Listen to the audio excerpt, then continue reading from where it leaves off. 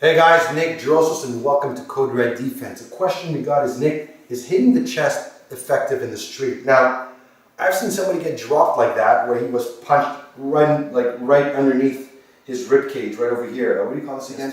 The sternum. Mental block there. Right into the sternum where they were talking out, boom, and he dropped him. Is it effective? Yes. Is it my personal choice? No.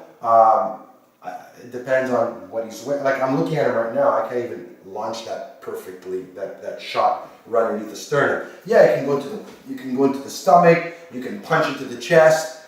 Again, it depends what your goal is. If I'm in a confrontation and I'm trying to diffuse and de-escalate, and this is the first thing we teach, and I decide to go preemptive, it's not going to be my first strike. If my hands are here, I'd rather go for a palm strike or an elbow or a headbutt than go here, because again, you don't know the person's pain tolerance. You might hit him here and he might flinch. You might just hit him like on the chest. And again, is it effective?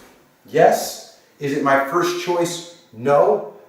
You can practice it on the dummy where you just work.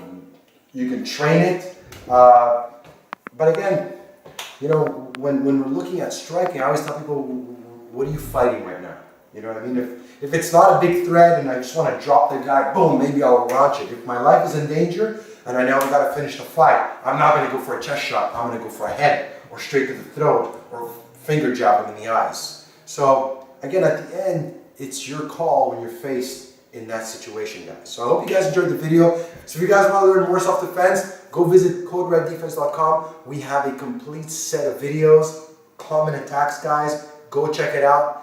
As well as let us know in the comment box what are some of the next videos you would like to see. I want to thank you guys for watching. Stay safe and stand strong.